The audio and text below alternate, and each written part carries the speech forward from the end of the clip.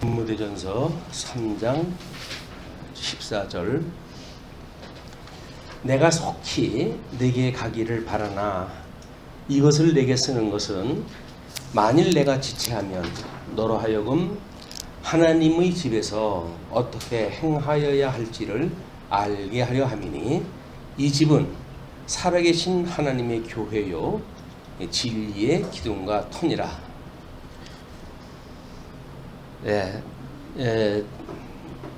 지금 우리 디모데가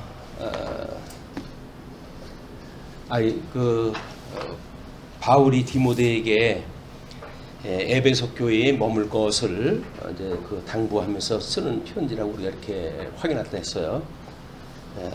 근데 우리가 성경 신학적으로 해서는 3장 14절로부터 이제 6장까지의 내용인데 직임자의 사역입니다. 그래서 그런 이유 뭐 이런 것 또는 이렇게 직임자가 어떻게 우리들에게 필요한 교회에서의 직임이 뭔지 이런 직무에 대한 것들을 쭉 설명을 하고 그 다음에 이제 오늘 이르는 거예요. 그래서 직임자의 무장과 임무, 그 다음에 직임자의 자격 뭐 이런 것들을 논한 뒤에 그러면 과연 뭘 갖다 해야 될 것이냐 이제 그 이야기입니다. 그래서 우리들한테는 더욱 실체적으로 이제 와 닿는 그런 그 일이기도 할 것 같아요. 직임자, 뭐 우리는 이제 집사 또는 권사 또는 뭐 장로, 목사 이런 사람들 직임자라고 이렇게 이야기를 했는데 그 직임자의 자세가 어떻게 해야 될 것인가 이제 그런 그 내용을 소개하는 가운데 3장 14절로 15절이 진리의 기둥과 터인 교회의 사역이다. 그 사역이 너희들이 지금 무슨 사역인 줄로 알고 자세를 취해야 되지? 뭐 그런 그 이야기예요. 그렇다고 한다면 진리의 기둥과 터인 교회의 사역을 하는 거로구나. 이제 그런 이야기죠. 근데 지금 사도 바울이 그걸 소개하기를 뭐라고 그러냐면 그 하나님의 집이라고 이렇게 합니다. 하나님의 집. 우리는 예수님이 오신 뒤에 이제 그의 의와 그의 나라를 구하라고 이렇게 이야기를 했는데 이 의라고 하는 것하고 나라라고 하는 그 이야기는 일찍이 우리가 창세기 1장 28절에 이걸 복과 나라라고 하는 영역 속에 예수 그리스도로 말미암아 구원받은 사람들에게 이루어지는 영역이라고 이렇게 이야기를 했어요. 이건 이미 저주 가운데 이거를 상실해서 저주 가운데 그리고 이 나라도 세상 가운데 우리가 종로로 타던 우리들인데 세상으로부터 우리들로 하여금 거룩으로 이동케 하시고 저주로부터 복 있는 자로 우리 신분을 바꿔놓으시고 그 다음에 이제 하나님의 나라 이제 우리가 이 기독론 우리 예수님에 대한 걸 기독론이라고 하면 이 주님이 세웠던 주님이 보내신 성령이 세웠던 그거를 우리가 교회론적 입장으로 접근해야 된다고 이렇게 이야기를 했어요.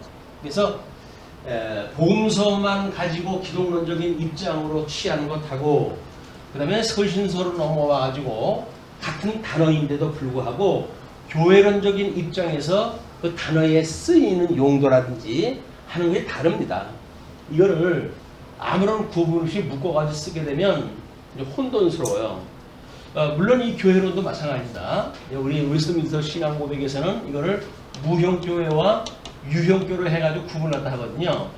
그럼 이제 우리는 곧잘 그런 오해를 하는 것이 뭐 하다 원리적으로 이야기할 적에는 무형교회적인 걸 이야기를 해버리거든요. 그러면 이제 우리는 발이 이 땅에 디디고 사는 사람이 아니라 뭐 어떤 자기의 관념의 세계 이런 걸 가지고 무형의 세계를 이야기를 하기 때문에 교통이 전혀 이루어지질 않습니다. 자기 세계 거니까 그거는. 근데 그게 믿음하고는 상관없어요. 자기가 알고 있는 정보기 때문에. 그런데 이게 유형교회로 내려오게 되면 이거는 유형교회의 특징이 뭐냐면 이제 우리 죽었던 사람들이 우리 하나님의 은혜로 해가지고 중생이 되어졌단 말이에요. 예수님을 믿어가지고 중생이 되어졌다. 오늘 도표 하나 드린 것이 지금 그 이야기입니다. 하나님께서 이 영과 육으로 인간을 지으신 하나님께서 그 마음도 지으셨나니 이렇게 이야기합니다. 그 마음도 지었어요. 그런데 보통 뭐 우리가 일반적으로 이 마음에는 세 가지 요소가 있는데 그것이 소위 지정의라고 하는 이런 그 인격이다 이렇게 이야기를 하는 겁니다.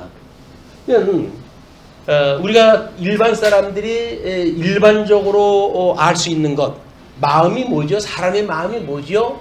라고 이야기했을 때 그건 바로 지정의라고 하는 인격을 가지고 있는 그걸 우리가 마음이라고 합니다. 근데 기독교에서는 이 마음만 가지고 이야기를 하질 않잖아요. 이제 영적 요소까지도 이야기를 하니까 그래서 우리가 이거를 영성이라고 이렇게 이야기를 하고 그 다음에 이거를 지성이라고 이야기를 하고 그 다음에 이거를 심성이라고 이야기를 하고 그 다음에 이걸 감성의 영역이라고 이렇게 이야기를 하는 겁니다. 그래서 육체는 덕성이라고 우리가 이제 구분하다 하는 거죠. 이거는 보통은 뭐 우리가 이제 이 지정의라고 하는 세 개 가지고 인격을 논하고 또는 그 의지에 따라 가지고 나타나는 윤리 문제 이거를 이제 이야기를 해가지고 뭐 많이 나눠가지고 네 군데로 나눠놓기도 하긴 하지요.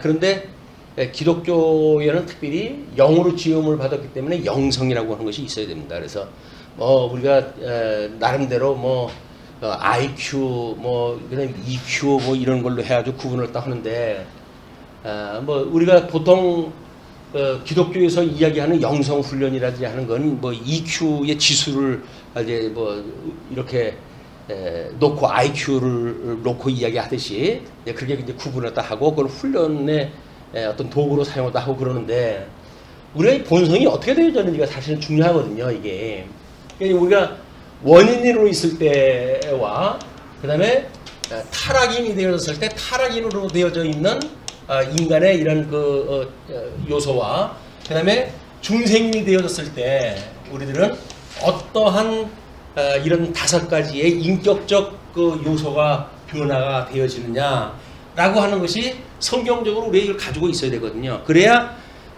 뭐 그냥 통상적으로 이야기했던 내용을 우리는 우리들의 인격을 중심으로 해가지고 나누어가지고 이걸 설명을 할 수가 있는 거예요.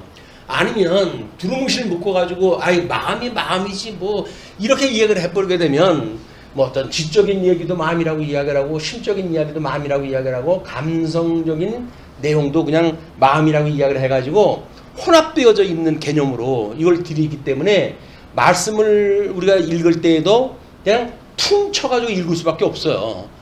그러니까 이게 퉁쳐가지고 읽는 내용은 성경에서 우리들이 타락되어져 있는 본성과 구원받은 성도들의 어떤 인격의 변화라든지 이런 것들을 구체화시켜서 우리한테 알려주는데 우리가 그걸 우정 무시하고 그리고 그냥 뭐 세상 사람들이 쓰는 용어 뭐 이 정도로 해가지고 우리가 이거 분별해가지고는 성경에서 우리에게 말하고자 하는 성령의 감동을 가지고 성경 기자가 기록을 했을 때 지금도 그 성령님께서 우리한테 감동을 주어가지고 깨닫게 하시는 이 사이클이 맞아야 되거든요. 우리가 보통 세상에서 말이 안 통하는 거는 전부 자기가 가지고 있는 개념이 다르기 때문에 그러는 거예요. 개념이 다르기 때문에 뭐 아무리 그 이야기를 했다 해도 이게 말이 통하지 않아요. 그걸 우리는 뭐 영이 뭐 달라서 그렇다 뭐 이런 여러 가지 이야기다 하는데 어쨌거나 영뿐이 아니죠. 우리가 알고 있는 이런 개념이 다르게 되면 이야기가 서로 통하지 않는다. 이야기를 통하려면 어떡하냐? 일반 사람들이 쓰는 정도로 이거를 그냥 이렇게 퉁치면 세상 사람도 그 정도 감 잡아가지고 이야기가 되니까 그래서 우리가 신학적인 것도 그냥 그렇게 접근을 하면 쉬울 것 같지만 우리 이제 오늘 뭐 디모데서에서 직임자에 대한 그 사역에 대한 이런 걸 내용을 갖다 할 적에도 이야기가 몇 가지 단어를 이렇게 반복을 해야 설명을 해요. 그럼 그게 똑같은 이야기는 아닌 것 같아요. 단어가 분명히 다른 용어들이에요. 그걸 뭐 4개, 3개씩 이렇게 이야기를 하게 되면 그건 어떤 차별을 두고 이야기한 걸까? 라고 하는 걸 우리가 알 수가 없잖아요. 물론 단어의 특성상 뭐 그걸 가지고 이제 풀이하는 것이 우리 문자주의자들의 해석 방법인데 근데 문자주의자들은 그렇게 해석을 갖다 해가지고 뭐 그렇다고 그러면 다른 사람들은 뭐 원어도 모르고 그러니까 그런가 보다 하고 그냥 공부할 수밖에 없죠. 그런데 그것이 개개별로 공부를 갖다 해가지고는 우리 인간의 구조하고 연결되어져 가지고 그걸 알 수가 없다는 거예요. 그러면 실천신학적인 입장에서는 전혀 거리가 멉니다. 그것이 우리한테 말씀의 운동력이 어떻게 작동을 하는지 이런 걸 알 수가 없기 때문에 그런 거거든요. 우리가 이런 인간론이라고 하는 이제 우리 메타성경에서 이야기하는 이 인간론의 구조, 이거는 잠언이라든지 할 때 그 용어를 설명하고 그걸 나눠 가지고 이야기할 때 전부 구분되어져 있는 걸로 정리가 되어져 있단 말이에요. 이것이 개념이 같이 정리가 돼야 거기서 뭐 지혜는 뭐고 지식은 뭐고 거기다 소위 요즘 신천지에서 쓰는 이 모략이라고 하는 건 뭐냐 이런 것이 이제 구분이 돼야 될 거 아니겠어요. 근데 뭐 이야기 보면 전부 똑같은 것 같아요 이게. 그걸 어떤 문자적으로 봐가지고 구분하기 어려우니까. 근데 이 모략이라고 하는 그 이야기는 우리들의 이런 영성에 의해서 하나님의 말씀을 깨닫고 그리고 우리 깨달은 그런 우리들의 그 덕성이 어떤 계획을 세워가지고 그 일을 다 하는가에 대한 문제이기 때문에 이거를 그냥 모략이다라는 걸 가지고 하나님의 뭐 사람들에게 전도하기 위해 가지고는 거짓말하는 것도 죄는 아니야 라고 이야기하는 이상한 교리를 만들어낼 수가 있는 거예요. 그게 아니라고 하면 근거를 제시해야 되는데 뭐 그 사람들이 아는 단어 우리도 그냥 아는 것뿐인데 뭐라고 이야기도 하겠어요. 당신들이 알고 있는 건 뭐라고 알고 있는지는 모르겠지만 모략이라고 하는 건 그 뜻이요 라고 이단자들이 그렇게 이야기도 하게 되면 뭐 아니라고 반박할 수가 있어야죠. 똑같은 그냥 단어 보고 우리가 이해를 하는 건데. 근데 이제 그거에 이제 차이가 있게 되어진다. 그래서 성경을 더욱 구체화 시켜서 공부하는 일은 잘못되어져 있는 이론을 어떻게 우리가 구별을 해내느냐에 대한 것도 상당히 중요한 부분이기 때문에 그렇습니다. 지금 이제 우리 원인일 때의 이야기는 특별히 언급되어진 내용들이 없잖아요. 다만 그 영을 지음을 받아가지고 하나님의 이 호흡을 이제 이 코에다 불어 넣어가지고 흙으로 만들어져 있는 이 덕성에다가 육체에다가 호흡을 불어놔가지고 이걸 우리가 이제 흙으로 만들어졌다고 그러지 않았어요? 그러니까 흙과 영으로 만들어진 것 이거를 이원론적으로 해가지고 원인의 구성 이야기했을 때 영과 육이라고 하는 이 두 가지 요소로 보는 거예요. 그럼에도 불구하고 다른 사람들은 또 여기다 혼이라고 하는 개념을 넣어가지고 영과 혼과 육이라고 하는 삼분법을 주장하는 사람들이 있거든요, 신학적으로. 근데 우리 그러면 개혁교회에서는 그걸 어떻게 보느냐? 그냥 뭐 흙으로 사람을 빚어가지고 그 코에다 생기를 불어넣기 때문에 이거는 그냥 영과 육이라고 하는 이분법으로 이제 되어져 있는 거예요, 성경적으로는. 그런데 그렇게 되어져 있는 하나님이 우리가 마음도 지으셨다고 그랬으니까 마음을 지었을 때 이 영과 육과 그 마음의 관계가 우리 인격을 어떻게 구성하는가에 대한 걸 우리 그려낼 수가 있잖아요. 왜? 마음은 3대 요소라고 하는 인격이 있고 영과 육이라고 하는 요소가 있기 때문에 우리들이 지금 인간에 대한 영역을 5가지 부분으로 나눠놔가지고 특정 짓고 그리고 인간론을 이해하는 것은 매우 성경적인 그 기초의 바탕을 두고 있다. 뭐 이렇게 이야기를 할 수가 있는 거예요. 자, 그러면 이제 요거는 뭐 원인에 대한 것이 여기서 상실되어져 가지고 이게 상실되어져 있으니까 이때 영은 하나님과 서로 교통이 가능했던 상태다. 이렇게 이야기를 했어요. 그 선악을 아는 일이 그 하나님께서 선악을 알게 하는 과일나무 열매를 따먹지 못하게 했기 때문에 이들이 이 원인이라고 했던 아담이 생각했던 그 영적 그의 기능은 하나님이 좋아하시는 걸 그냥 따라서 살아갔어요. 그래서 하나님에게 아주 그 뭐 지혜롭게 하나님이 동물 데려다가 이름 지으라고 그러면 이름도 지고 뭐 이런 걸로 해가지고 교통이 되어졌지만 결국은 이제 우리가 그 아담이 불순종을 갖다 해가지고 이걸 모든 게 상실되어졌다. 그러면 영도 상실되어졌고 육도 상실이 됐어요. 그래서 이 영이 상실되어진 걸 우리가 이걸 화해, 우리가 저주 아래 우리가 가둬놓으신 것이고 이 육이라고 하는 그 이야기도 하나님께서 있는 대로 저주를 갖다 해가지고 저주받은 몸을 가지고 살아가게 하셨단 말이에요. 그렇기 때문에 우리는 이제 이 타락되어진 상태에서는 하나님에게 스스로 찾아갈 수 있는 모든 조건이 없어졌어요. 그렇기 때문에 우리는 복 있는 자가 화 있는 자가 되어졌고, 그리고 이제 그 저주 아래 뭐 땀을 흘려야 먹고 살 수가 있고, 여자는 상고를 거쳐야 이제 생육 번성할 수가 있고 라고 하는 저주받은 가운데 우리가 살아간단 말이에요. 그러면 이렇게 되어진 인간을 하나님께서는 어떻게 구체적으로 타락되어진 인간을 그려내셨는가? 이것이 이제 로마서에서 타락되어져 있는 인간을 설명할 적에 자세히 설명이 되어져요. 그것까지도 이제 도면으로 소개를 갖다 해드렸으면 좋겠지만은, 그거 보고 또 뭐 설명하는데도 시간이 이게 아주 오랜 세월이 걸릴 것 같아가지고, 일단은 오늘은 인간론적인 것만 이제 소개를 다 하도록 그렇게 하겠습니다. 그런데 이제 하나님께서 우리들의 이렇게 지은 건 이렇게 되어졌는데, 저주받은 상태 속에 타락되어져 있는 상태에 이 기능들이 전부 원인의 상태의 기능이 아니라 타락되어져 있는 사람의 기능으로 전부 이게 변질돼 버렸잖아요. 그걸 우리가 이제 저주받은 상태다 이렇게 이야기를 하는 겁니다. 그래서 여기서 살아있던 그 영은 죽어져 있는 영이 되어져 있죠. 영이 죽어버렸어요. 그래서 우리는 사형체가 된 거예요. 사형체. 영이 죽어져 있는 그런 몸을 가지고 우리가 살아가고 있는 사형체. 이게 사형체라고 하는 관점으로 봤을 때 하나님께서 우리를 이렇게 타락이 되어진 상태에서 어떻게 우리를 표현하시냐. 그럴 때 우리들을 상실한 마음에 내어버려 두었다 이렇게 해요. 상실한 마음. 이게 다 상실되어져 있는, 여기서 모든 게 상실되어져 있는 건데, 인간의 이런 그 5가지의 오성에 대한 걸 이야기할 때 상실한 마음에 우리를 내어버려 뒀다. 그 이야기는 뭐예요?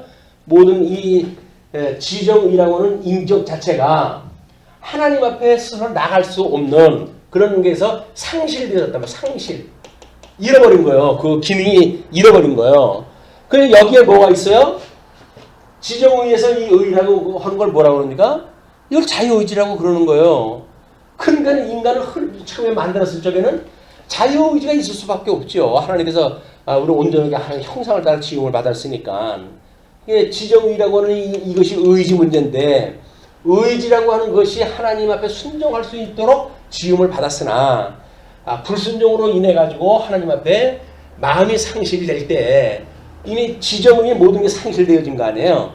그때 이 의지가 상실되어진 거를 자유의지를 우리가 잃게 되어졌다. 이렇게 설명이 되어지는 겁니다. 뿐만 아니라 우리 지식에 대한 건 뭐라 그래요? 우리들의 이걸 하나님께서 허무한 데 우리를 내어버려 뒀기 때문에 우리 전부 우둔하게 되어졌다. 우둔하게 되어졌다. 예수님 오시기 전에 한라 철학이라든지 뭐 이런 것들이 얼마나 인간의 그 문화에 꽃을 피웠습니까? 그러니까 사람들은 그것이 대단한 것 같지만 예수님이 오셔가지고 우리에다 밝혀준 바에 의할 것 같으면 그 사람들이 이야기하는 모든 철학의 세계가 사실 우둔한 세계에 있는 거예요. 우둔한 거에 있는 세계가 결국 철학이 지금까지도 이제 뭐 와가지고 지금은 이제 뭐 포스트 모더니즘 시대가 온 거 아니에요? 포스트 모더니즘이라는 이야기는 모더니즘, 우리 그런 현대 거를 뛰어넘은 세계. 그 특징이 바로 뭐냐면 완전 산산조각을 내는 세계가 아닙니다. 모든 질서가 깨지는 세계. 하나님이 없는 세계. 뭐 이건 물론 니체의 살인신학 때로부터 이제 시작이 되어진 거지만 꽃을 피우는 거예요. 포스트 모더니즘의 모든 질서가 무너지는 것. 여기서 이 질서, 상실되어진 거에 큰 그 요소는 질서에 대한 이야기입니다. 인격적인 질서가 제대로 있어야 되는데 우리들의 모든 생각은 이미 우둔하게 되어져 가지고 아주 그 다중인격적인 그런 그 분열 현상을 일으키는 거예요. 자기 생각도 분열 증세에 있게 되어지는데 다른 사람은 어떻게 통하게 되어집니까? 통할 방법이 없지. 이게 우둔한 세계에게 우리 두었다. 이제 우리 그림을 보시게 되면 그거를 어두움에 하나님께서 내어버렸다 그래요. 어두움에 이제 하나님께서 상실한 마음에 내어준 걸 어두움에 내어버려 둬가지고 이 어둠은 하나님을 알 만한 것을 알 수가 없는 상태 아니에요. 그러니까 우둔하게 될 수밖에 없어요. 우둔하게 되어질 수밖에 없는 거예요. 우둔해 가지고는 하나님의 뭐 하나님이 아무리 더듬어 가지고도 알 수 없는 그런 그 하나님을 이제 뭐 자기네들의 신이라고 해가지고 믿고 이렇게 살아가는 세계가 타락되어져 있는 인간들이 살아가는 세계다.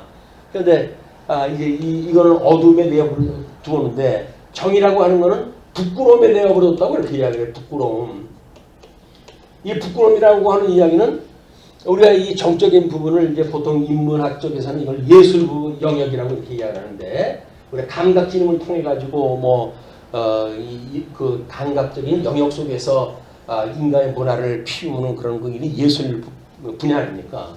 근데 전부 부끄러운 마음에 되어 그러던 거예요. 그래가지고 그 유명한 철학자 딸이 자기 딴에는 예술을 갖다 한다고 그러는데 그 예술이 전위 예술이에요. 전위 예술. 근데 벌로 받고 사진 찍고 이렇게 하는 것이 그 아버지가 보면 기가 막힐는지 모르겠지만 어떻게 하겠어요. 자기 아버지도 이미 세상의 모든 철학을 인정을 갖다 하는데 네 인생 네가 그렇게 사는 거지. 그렇게 하면 그게 아름다움이라고 해가지고 더러운 하수도 군대기 같은 데가 그걸 사진을 찍고 그래 전위 예술을 갖다 핀단 말이야. 왜? 부끄러운 마음에 내어버려 뒀기 때문에 이렇게 우리가 하나님을 아는 사람들이 봤을 적에는 어머 남자스러워 이렇게 생각이 드는 일들을 이 사람은 자랑스럽게 하네. 자랑스럽게. 그러면 우리가 구원받아가지고 중생인으로서는 이게 뭐가 차별화가 돼야 되는데 그런 문화 속에서 그냥 우리가 살던 사람들이 어느 날 예수님 믿고 구원받았다고 해가지고 이게 어떻게 개념의 차이를 갖다 어떻게 알 수가 있겠어요. 그냥 문화면 문화고 예술이면 예술이지. 그러니까 그것이 좋은 건지 나쁜 건지 그 하나님을 욕한 노래인지 그걸 우리가 알기는 하나요? 그냥 오래전서부터 이게 아주 내려오는 전통적인 그런 음악이고 예술이고 그렇습니다라고 이야기를 하니까 그런 거보다고 하지만 하다못해 아이들 그 동화라든지 그걸 성인도 읽을 수 없을 정도의 아주 잔인한 그 결과로 있다는 겁니다. 그거를 아이들한테 그런 걸 소개할 수가 없으니까 그런 결론적인 거 다 띄워버리고 그리고 과정 중에 아름다운 것 그래서 그냥 아름다운 왕자를 만나는 전까지만 보통 그래가지고 소개가 되어진 것이 아이들이 읽는 동화예요. 그런데 이제 성장해가지고 동화가 사실은 현실적으로 맞지는 않잖아요. 그래가지고 그 원작을 찾아봐가지고 이제 그렇게 시작을 하게 되면 그러면 그렇지. 인간이 이렇게 더럽고 치사한 놈들인데 나고는 그런 데까지 나오는 거야. 잔인하고 이루 말할 수가 없도록. 이런 것들이 인간들이 연출해내는 일들이거든요. 왜냐면 그래도 차마 자기 자식한테 그런 건 보여주기 싫은 거예요. 그 천사 같고 예쁜 애가 아름다운 생각만 가지고 사랑을 품고 살았으면 얼마나 좋겠어요? 나 부모님 그런 마음으로 자녀들을 키우잖아요. 동화집도 그런 건 우리가 읽어줄 수가 없고 장사가 안 되니까 장사꾼들이 다 잘라버리고 인간들이 그래도 좋을 만한 것들만 남겨가지고 착장사를 한 겁니다. 이건 전부 장사꾼들이 한 일이에요. 돈 생기지 않으면 그걸 누가 합니까? 돈 생기니까 이러는 건데. 근데 이 어두움에 내어버렸고 부끄러운 마음에 들어있고 상실한 마음에 들어졌다. 마음 자체가 이미 하나님의 복으로부터 상실되어진 마음이기 때문에 이 지식은 어두움 속에 더듬어가지고 하나님을 알 수 없는 그런 시대에 살고 정의라고 하는 그런 거 이야기는 부끄러움 속에 우리가 문화 예술을 인간적인 상대적으로 그걸 아름다운 거라고 해석을 하면 살아가는 거거든요. 이게 이제 지정의에 대한 이야기예요. 그리고 이 덕성에 대한 건 뭐라면 합당치 못한 일을 하게 하셨다고 이렇게 해야 돼요. 합당치 못한 일. 그 이야기를 쭉 나열할 때 보게 되면 참 인간이 더러운 게 인간이로구나. 이걸 알 수가 있는 거거든요. 근데 우리는 어떻게든지 인간을 아름답게 우리가 표현하고 싶은 것이 하나님을 모르는 사람들의 꿈 아니에요. 그래도 인간이 그래도 얼마나 우리가 이 인격적으로 오묘한 사람들이고 우리가 하나님께서 인간을 유일하게 그런 만물의 영장으로 지었는데 만물의 영장이 모르면 짐승하고 똑같이 살면서 무슨 영장이에요. 영장은. 그러니까 자존심만 그렇게 세워가지고 종교개혁이 일어나고 신학적으로 이런 것이 막 그냥 인간이 정말 이런 아름다운 인간이었어. 예수님을 믿고 우리가 하나님 나라의 백성으로 살아간다고 한다면 우리들이 구원받은 사람들이 아름다운 하나님 나라를 누리고 살 수가 있을 거야 라고 하는 꿈에 부풀고 있을 때 자유주의자들이 맞아 그런 거야. 그러니까는 이제는 인간을 믿자 우리가. 그래가지고 인간이 얼마나 그 아름답고 지혜롭고 그런지 뭐 그때는 종교 개혁 이후에 문화가 이제 막 창달이 되어지고 대단했던 그 영화 시대를 맞이한 거 아닙니까? 인간 승리를 꿈꿀 만도 하죠.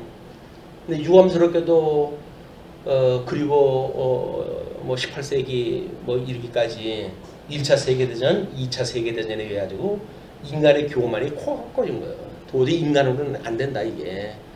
그럼 어떻게 되냐?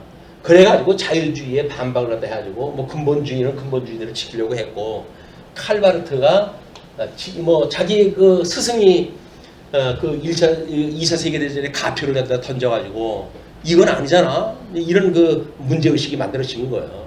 그래가지고 로마서 이제 서문을 다시 쓰고 그걸로 해가지고 19세기에 잠자고 있던 이성의 잠을 깨웠다 할 정도의 대단한 센세이션을 일으켰어요.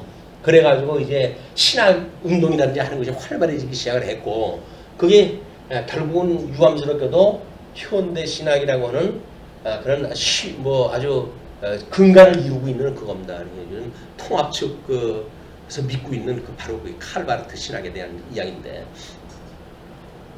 그 사람들에 대한 그거는 타락되어져 있는 인간이 무엇이든지 할 수 있다고 보여줬던 이런 그 꿈이 깨어지고 성경적으로 돌아오기 시작했다 했던 것이 중생인에 대한 바른 이해가 시작이 되어졌다고 보여지죠.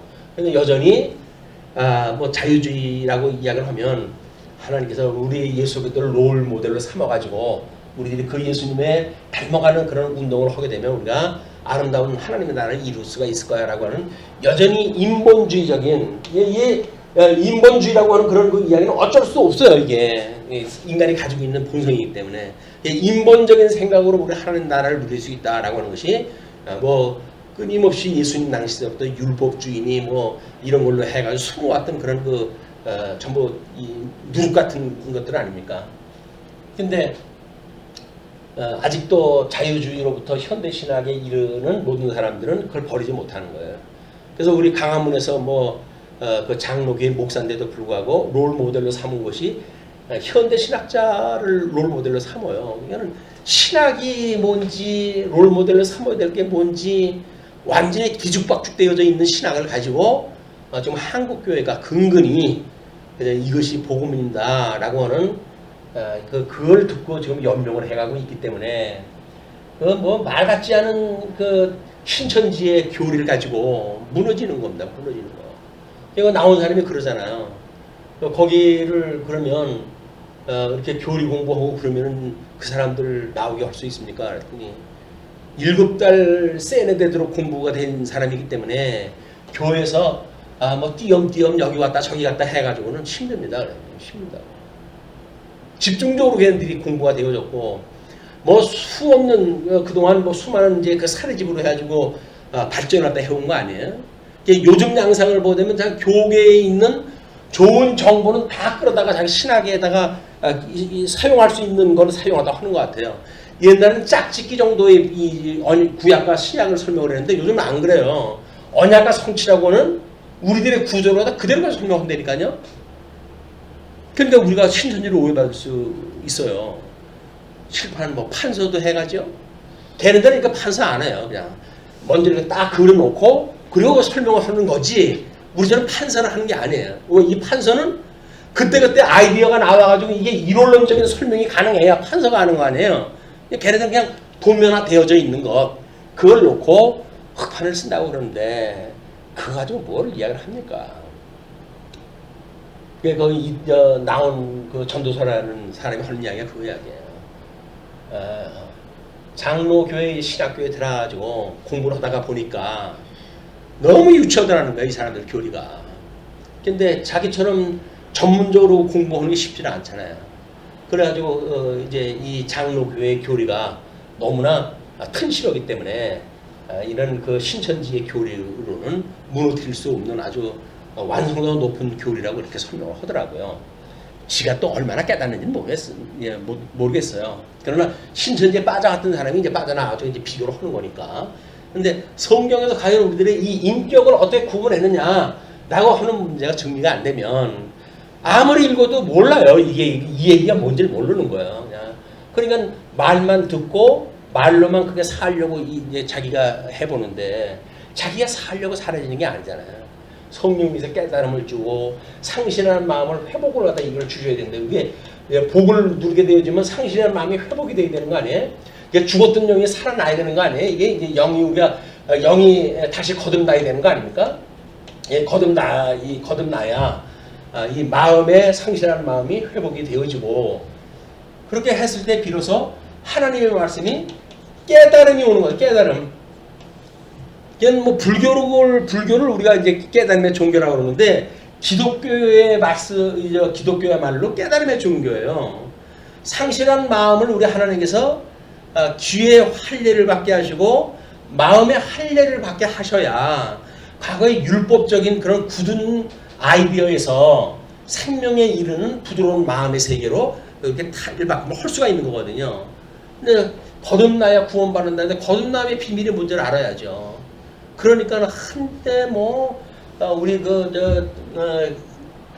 부흥사들이 그냥 그렇게 해가지고 교회에서 부흥운동을 또 얼마나 해댔어요. 그래가지고 뭐 이상한 일이 일어나면 그게 거듭남이라고 하는 걸 이제 알고 그래가지고 장로 교회에서 뭐 방언을 통제라고 그러다가 방언을 갖다 해야 뭐 예수 믿는 거라고 이야기를 하니까 이 거듭남의 비밀이 뭔가 내가 거듭났나? 교회를 갖다 10년 수십 년 다니는데도 불구하고 우리 목사님은 거듭남에 대한 이야기를 뭐 그렇게 나한테 알아들을 수 이야기해 준 적은 없는 것 같은데 그렇게 이야기 되는 거 아니에요? 여기서 그 사람들이 어떤 감정적인 변화 이거 해가지고 맞아 이것이 거듭난 거지 이렇게 되어지는 거야. 마음을 부끄러웠던 마음을 하나님께서 중생을 시켜가지고 이제 예수님을 믿게 됐을 때 마음을 과연 어떻게 그 마음을 갖게 하는가라고 하는 것이 이 감각 세계니까 여전히 이 감각 세계라고 하는 그 이야기는 여기서 하나님의 그 마음으로 뭔가 느껴져야 되는 거 아니에요. 실존이라고 하는 것은 하나님이 지금 실존하시는 분이란 말이에요. 이 하나님이 실존하시는 분이기 때문에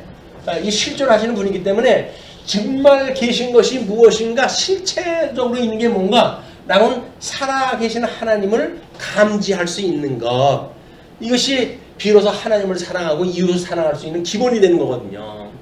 근데 하나님 존재도 믿어지지가 않은데 하나님을 느껴요. 느끼기를 말씀을 가지고 우리가 감동을 받고 그래서 죽었던 이 감성이 깨어나가지고 하나님의 그런 감정을 우리 이해를 하고 하나님과 교통이 이루어지고 하나님이 힘들 때는 하나님을 찾아서 기도도 하고 이런 어떤 감정적인 운동이 이제 있게 되어진단 말이에요.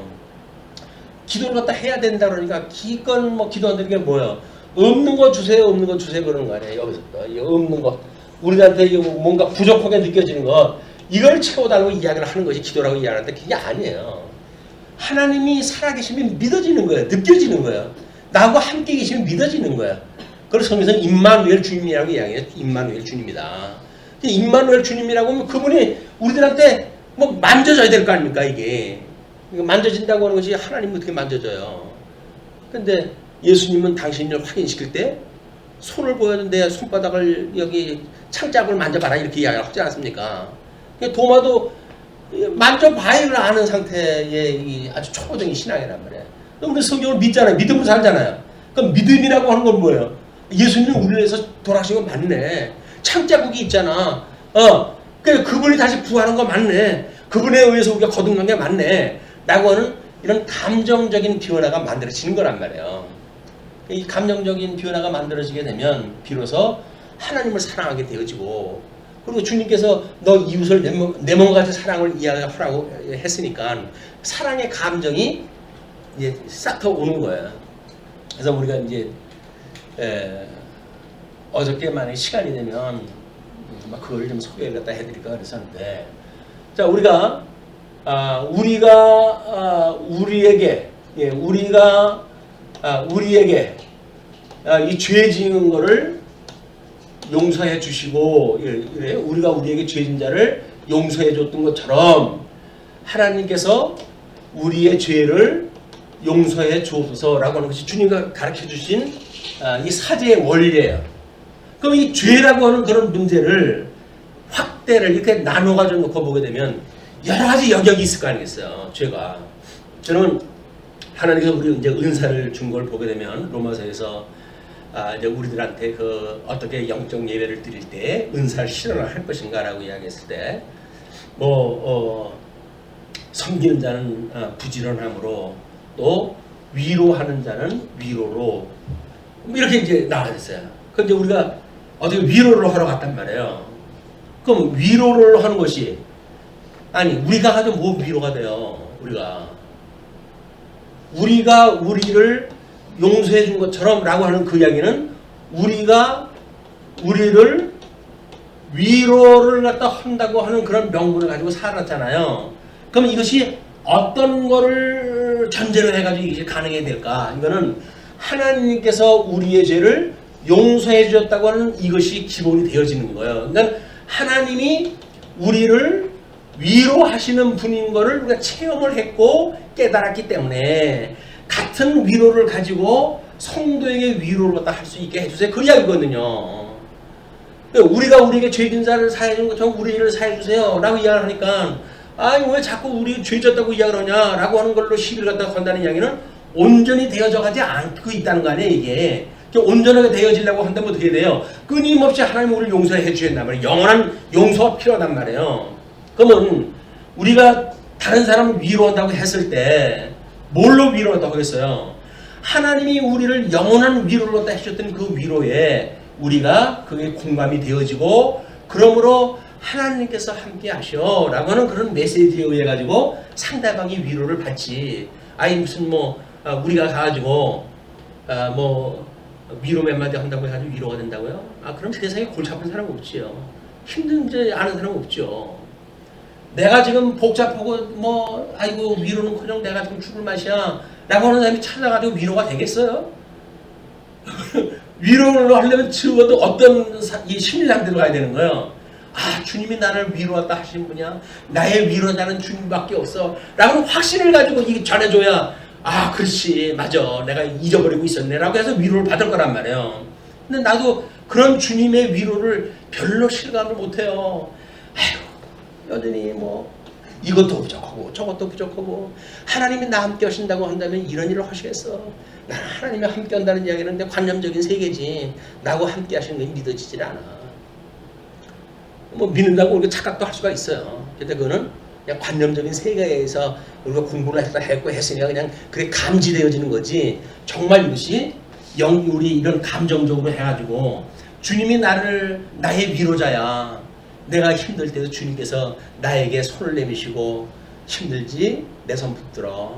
내가 너를 갖다가 너 멍에를 쉬게 하는 거거든. 그러니까 나하고 함께 멍에를 지고 이 환경을 지나가련 이 멍에를 지고 함께 가시는 주님을 만나야 주님이 있던 자리에 그럼 주님 제가 갈게요. 그 옆에다 힘든 사람마다 나하고 같이 멍에를 지자. 그리고 함께 가자. 라고 이제 갈 수가 있단 말이에요. 근데 뭘 주님이 하실 거야. 그건 모르나? 그러니까 이런 우리들의 이런 감정의 문제가 정말 이웃사랑이라고 하는 것의 깨달음 이것이 과연 어떻게 이런 일에 참여하는가 이런 원리를 모르고 교회에서 우리가 위로도 하고 때로는 지도도 하고 별의별 일을 다 하잖아요. 교회에서 그런 게 없는 게 어디 있어요. 다 형식적으로 다 이루어지지. 그럼 어떤 방식으로 그 이야기를 할까? 그건 믿음대로 이제 하는 거예요. 각자가 믿음대로 하는 거고. 그럼 교회에서는 그걸 신방 부대를 갖다 만들어가지고 또 장례 그 수천 명이 있는데 목사가 그 어떻게 장례식을 일일이 따라다닙니까? 그러니까 장례 부대를 갖다 따로 만들어가지고 장례 때마다 그 사람들이 이제 돌격대가 가가지고 장례를 갖다 전문적으로 하는 거예요. 전문가들이에요. 거기는 장례에 대한 전문가들이에요. 그냥 영어는 것도 당신들이 다 할 정도로 전문가들이거든요. 근데 그게 과연 장례라고 하는 것이 형식만 남아가지고 그냥 하는 거 아니에요? 거기서 요즘은 이제 돈 받고 그 전문 장례를 해주니까 예복을 갖다 입고 연구자가 지나가게 되면 양쪽에 서가지고 경건한 모습에 인사까지 해주고 돈이 좋은 거지요. 돈 주니까 그 이슬을 그 사람들이 언제 봤다고 그 사람을 갖다 애도를 갖다 하고 무슨 그렇게 하겠어요. 그래도 그런 게 받으면 이제 마음의 위로가 되어지는 거예요. 이제 아유 우리 어머니 그래도 저렇게 인사받고 가신 게 다행이지 라고 이야기를 하는데, 우리들의 진정한 위로는 우리 주님께서 우리를 위로했다고 하는 체험을 가지고 위로가 필요한 사람하고 우리가 함께 하는 일이다. 그걸 성경에서 사도 바울은 우는 자와 함께 울라 그렇게 이야기하는 거야. 우는 자와 함께 한다고 하는 동감이 없이, 우리가 뭐 이제 우리 그 상담학에서는 그걸 공감이라고 이렇게 이야기하는데, 이런 그런 것이 없이 말만 가지고 이야기 되나요? 안 되는 거예요 이게.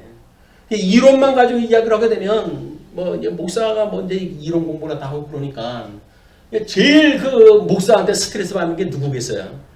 뭐 보나마나 사모지. 왜? 지는 성경 공부해가지고 그걸로 해가지고 뭐가 되는지 알고 교회에서 뭐 하니까 되는 것 같잖아요. 근데 자기 부인은 죽을 맛인 거예요 이게. 이건 저의 경험담이에요 이게. 자기 부인 하나 위로를 못 해주는 사람이 성도를 무슨 위로가 되겠습니까 이게. 안 되는 거예요 이게. 가정에서 이런 위로의 이 작동이 안 되는데 교회가 아주 또 무슨 위로가 되겠어요 이 위로자에. 안 되는 거예요 그냥. 형식적으로 만나가지고 우리가 잘 살아보세 잘 살아보세. 그거는 우리가 뭐 새마을 운동에서는 하는 일이지. 새마을이 신촌 아니? 신촌이 신천지 아닙니까? 신천지는 잘 살아보자 그 운동인데, 그건 우리는 그 운동이 아니다. 말씀의 운동력이 우리들의 상실했던 마음을 갖다가 넉넉하게 만들어 주시고, 그래가지고 하나님을 향한 마음을 줘가지고 만사 하나님만을 바라보고 온전케 하시는 주님만을 바라보고 힘들어도 주님을 바라보고 뭐 우리가 기쁜 일이 있어도 주님만을 바라보고 이렇게 살아가는 마음으로 회복이 돼야 되는데, 그래 나는 이제 중생이 됐구나. 나는 이제 하나님 나라가는 건 다른 당상이야 라는 전제가 돼버리는 순간 우리는 하나님을 보질 않아요 이제. 왜? 하나님이 다 해주는데 뭐만 있으면 돼요? 이제는 세상 누리는 일만 남은 거예요. 그걸 소위 교회라고 오해를 하는 거다 우리가. 교회는 그런 것이 아니란 말이에요. 그럼 그렇지 않은 것이 교회라고 하는 전제를 가지고 지금 교회의 사역에 대한 걸 설명을 해야 될 거 아니겠어요? 디모데전서에서 지금 진리의 기둥과 터라고 이야기를 했는데, 그 진리의 기둥과 터가 뭐냐? 뭐라고 설명할 수가 없잖아요. 주석학자들은 그냥 기둥과 그것이 진리가 중차대한 문제라는 거다. 이 정도밖에 이야기를 어떻게 합니까? 구체적으로 나는 설명할 방법이 없어요. 단어만 가지고 그 뜻이 안 떠오르니까. 이건 성경신학적인 이런 구도를 가지고 봤을 적에만 그런 것들이 보인단 말이에요. 구분이 해가지고. 자, 그런 맥락을 가지고,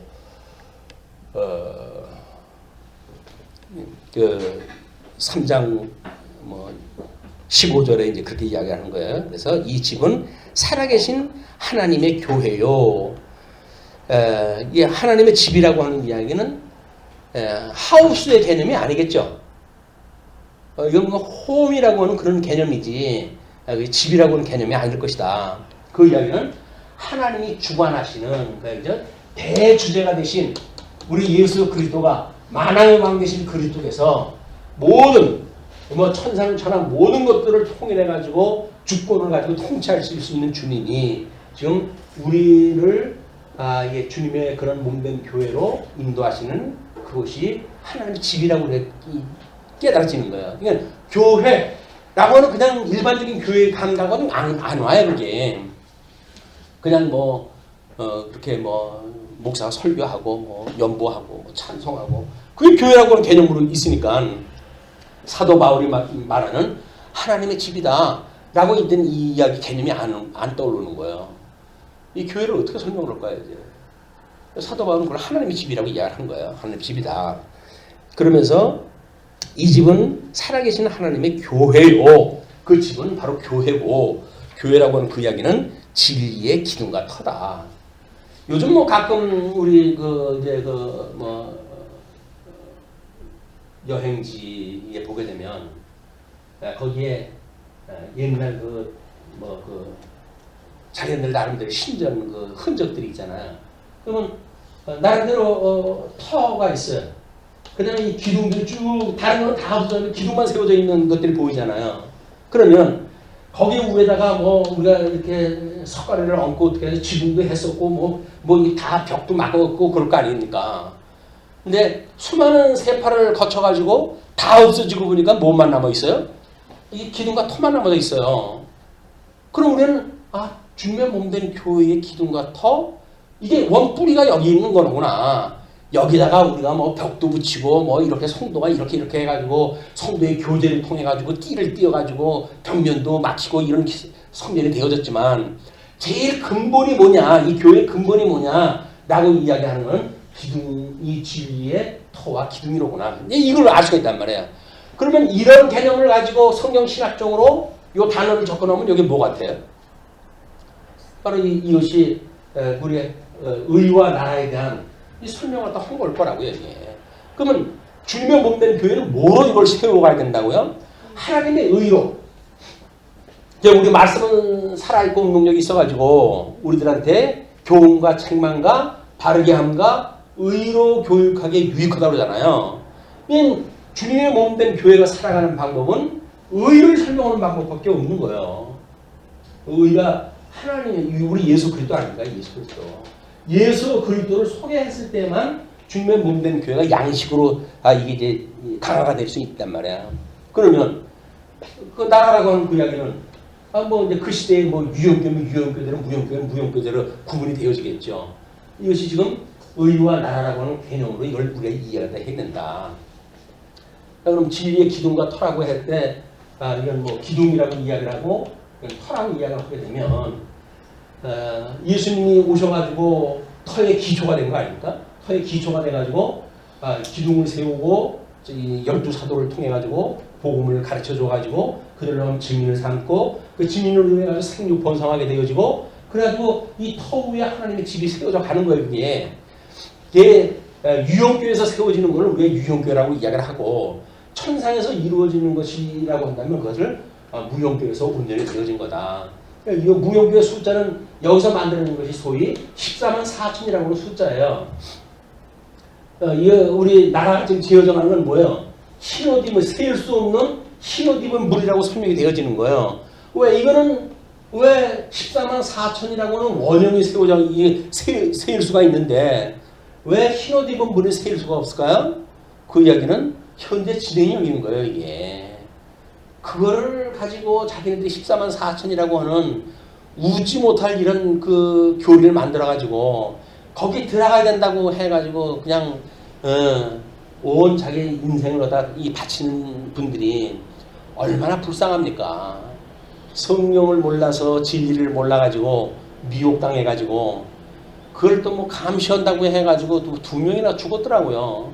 영생한다고 그렇게 가르쳐주니까 제 영생하는 줄 알고 죽었는지 모르지만 그게 생명하고 바꿀 일이에요. 그게 우리 같은 진리면 뭐 충분히 생명하고 바꿀 일이지만 그 사람들은 그러죠. 너희 것만 그러냐 우리 것도 그렇다. 그런 아주 독실한 믿음을 내가 죽음으로 보이리라 라고 하는 거를 신천지 멤버 2명이 그 일을 다 했더라고요.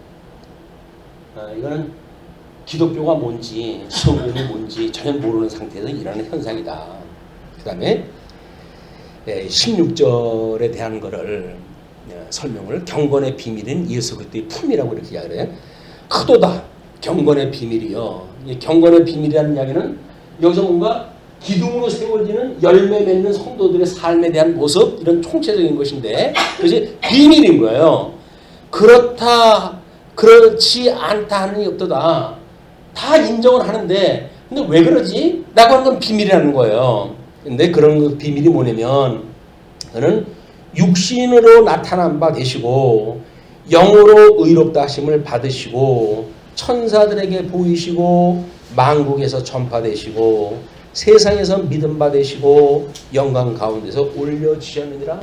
그냥 결국은 예수 그리스도의 우리 비하의 신분과 승기의 신분을 설명하잖아요. 그럼 이건 또 하나는 뭡니까? 우리 참 하나님이신 우리 그 참 하나님에 대한 우리 그 신성을 이야기를 했다고 한다면 참 인간인 이런 그 우리 인성의 두 개를 다 가지고 계신 중보자 예수 그리스도에 대한 설명이란 말이에요. 중보자. 중보자 예수 그리스도가 우리의 죄를 위해 가지고 십자가에 못 박아 죽으셨다. 그리고 부활하심으로 하나님의 아들이라 인정되어졌다. 이렇게 이야기되어지는 것이 사도 바울의 논리예요. 이제 우리 중보자에 대한 논리. 그래서 우리 혈통적으로는 다윗의 자손으로 오셨고, 그리고 성결의 영으로는 죽은 가운데 부활하사 하나님의 아들로 인정되셨느니라. 이렇게 이야기를 한단 말이에요. 그 예수부터 중보자 되어진 이분에 대한 이야기와 이분이 사역을 위해 가지고 낮아진 신분과 승리 신분을 했단 말이에요. 그러면 이제 우리가 사역자 입장에서 보게 됐을 때 예수님의 그거를 우리가 증인으로 살아가는 거 아니에요. 그럼 우리들이 하는 거예요, 뭐예요? 예수님이 낮아진 것처럼 우리도 낮은 자리로 가는 거 아니겠어요? 그걸 소위 겸손이라고 이야기를 하고 봉사라고 하는 일이고 그런 거예요. 그게 따로따로 이야기를 하니까 원리적으로 우리가 묶이지 않는데 그 개념을 풀어보게 되면 결국은 예수님처럼 그냥 낮아지는 것. 끊임없이 우리는 예수님의 형상을 닮아가면 닮아갈수록 낮아질 수밖에 없죠. 다른 사람을 나보다 낮게 여겨야 되죠. 그걸 풀어가지고 설명할 때는 다른 사람을 나보다 낮게 여기고 뭐 이렇게 풀어가지고 설명을 하니까 전부 조항이 돼버리는 거예요. 조항이. 원리적으로 복음적인 원리로 와닿지는 않고 조항으로 해가지고 어떻게 해야 되지? 나보다 낮게 여기래. 뭐 그 사람 앞에서 뭐 공손하게 하면 그게 낮게 여기는 건가요? 속에서는 칼을 갖다 품고 있으면서 소용이 없어요. 우리 사람들은 모르지. 그러니까 우리 하나님 다 보실 거 아니에요. 이게. 하감하고 계신 이분께서는 천하 만물을 다 보고 계신 분인데 신행의 원리를 우리가 하나님 앞에서 살아가듯 하는 거야 라고 이야기하는 거예요. 신행의 원리가 뭐예요? 하나님 앞에서 그냥 하는 거라니까. 하나님 앞에서. 그래서 우리는 사람한테 보이려고 하니까는 연출도 필요하고 때로는 뭐 이런저런 좀 미숙한 연출을 갖다 하다가 발각도 드러나고 이렇게 되어지는 거예요. 이게 하나님 앞에 살아간다고 한다면 아니 지금 뭐 불꽃 같은 눈으로 보고 계신 하나님이 옆에 있어요. 누구한테 간에 그런 얘기 한 적이 있는데 우리가 다른 사람한테 다른 사람 후욕을 하려면은 제일 먼저 어떤 반응을 취하게 될까? 글쎄요. 그러더라고요. 아니 뭐 글쎄요. 내 얘기 듣는 사람 없나 주변 살피겠지. 주변 사람이 들으면 안 될 거로 해서 주변을 살피면서 위로만 들어보면 하나님이 사람들만 살피지 위로 하나님을 볼 수 있는 이게 우리가 얼마나 목이 뻣뻣해가지고 이 꺾어지잖아요. 위아래로 꺾어지질 않아. 이게 인간이 가지고 있는 기능이란 말이에요. 이게 끊임없이 죽었다 그러면서 사실 죽은 것이 아니라 아주 시퍼하게 살아가지고 이게 살아가고 있다. 예수를 믿으면서도 아주 시퍼하게 살아가고 예수님을 믿고 있다. 그래서 세례를 받았을 적에 신앙 고백적으로 제가 예수님과 함께 죽고 예수님과 함께 부활했어요 라고 하는 이야기는 그냥 신앙 고백적인 뭐 미사 여구였었지 우리 신앙의 고백은 아니었다. 신앙의 교육받은 고백이었지 우리들의 참 신앙의 고백은 아니었다. 그걸 신앙생활을 해가면서도 끊임없이 온전케 하시는 그분을 인해 가지고 이게 확인이 돼야 되는데 실천신학적으로 이게 안 되어지니까 여전히 다른 교회에서 그냥 또는 모르는 사람들이 하는 것처럼 차별 없이 살아갈 수밖에 없는 거예요. 주기도만 하더라도 우리가 우리에게 죄 진 사를 사해 준 것처럼 우리를 사해 주세요. 그 이야기는 뭐예요? 우리를 온전케 해주세요 라고 한다면 끊임없이 우리가 우리에게 죄 진 사를 용서하다 해줘야 될 거 아니에요. 근데 그게 뭐 우리가 기억이 나야지. 기억이 나니까 나는 나만큼만 하라고 해라 무슨 우리가 우리에게 죄 진 자를 용서해 준 경험도 없고 해줄 이유도 없고 왜? 나는 떳떳하니까 하나님 앞에서 나는 떳떳해 이런 이야기를 하거든요. 얼마나 우리가 우리 내면 세계를 성찰하는 시간이 없으면 그걸 하나 모르겠어요. 자기가 자기 속을 모르는데 다른 사람이 어떻게 자기 속을 알겠어요. 네가 나를 모르는데 내가 어찌 나를 아느냐. 세상 사람도 그러고 노래하더라고요. 참 재미나요. 이렇게 연구하고 뭐 이렇게 하다 보면 왜냐면 제 속얼머리 없는 제가 드러나고 그러니까 때로는 뭐 그걸 보면서 한숨도 쉬고 기가 막히니까 때로는 하나님이 깨닫게 하셨으니까 우리 선한 일을 시작하신 분께서 온전케 해주시겠지라고 하는 믿음도 갖고 위로도 되지만 근데 혼자라면 소용이 없잖아요. 나누어야 되는데 이게 나누는 것이 지금 뭐 이거 뭐 14, 15, 16 뭐 그 수업들 이야기하면 1시간이 가잖아요. 어느 세월에 이걸 다 이야기를 합니까? 하고 많은 이야기를 언제 다 해요. 시간이 없어요. 할 시간도 없어요. 그래서 다른 사람은 그래요. 아, 성경 뭐 읽으면 성경 읽은 내용이나 이야기를 하지. 괜히 쓸데없는 이야기를 갖다 해가지고 시간만 보내냐 이렇게 이야기를 하는데 읽은 성경 가지고 그걸 뭐 그냥 대충 넘어가면 또 모르겠어요. 이건 또 그건 무슨 유익이 있나? 마찬가지지. 그래도 과목은 띄니까 그렇게 되면 1년 내에 자면 뭐 성경 한 권은 띄어야 되니까 뛸 수는 있는지 모르지만 띄면 모릅니까? 성경 100독으로는 모르겠어요. 내용도 모르고. 그러니까 어떻게 이걸 우리들의 인격에 이렇게 일치되어지는 말씀으로 이해하는가? 이거는 끊임없이 대면 교육이 아니면 안 되는 거야, 이게. 우리들의 이런 입장을 갖다 이야기하고 뭐 이렇게 깨닫게 되어지고 그래서 조금씩 우리 변화가 되어지는 거지. 그래도 이제 뭐 하나님께서 가르치는 자는 뭔가 좀 속성 훈련을 시키기도 하겠죠. 근데 속성 훈련을 시키려고 한다면 어차피 인간은 잘 죽지 않은 그 존재 아닙니까? 짓밟아가지고 완전히 두 손 들고 항복할 정도까지 죽여놔야 주님 뜻대로 하옵소서 되어지니까 우리 급속교육을 받는 그런 사람들은 시험이 그만큼 큰 거를 인정을 하셔야 돼요. 그거 없이 좋은 분위기 속에서 깨닫는 거 없습니다.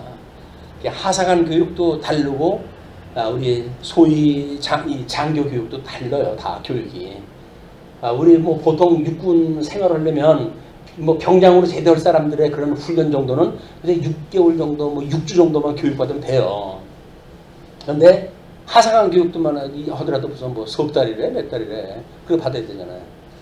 장교육은 그거는 육사 같은 데 나오면 4년 공부해야 되고 뭐 엄청나게 공부를 하다 하잖아요. 쉬운 거 아니에요, 사실.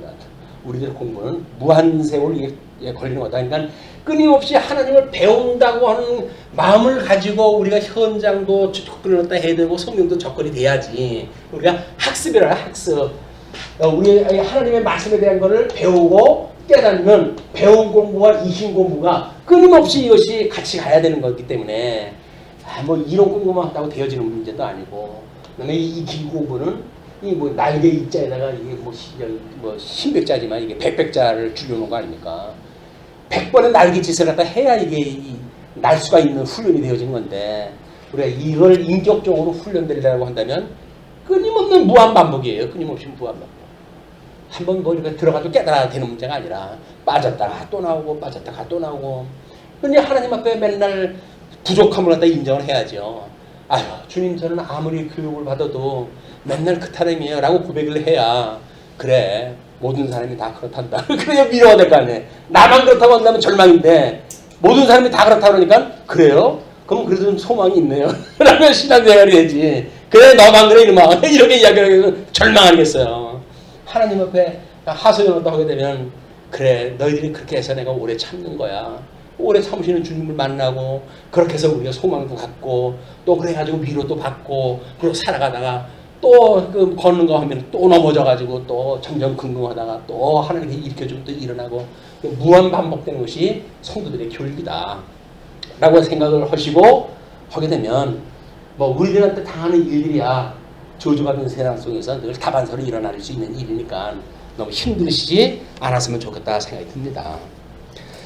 일단은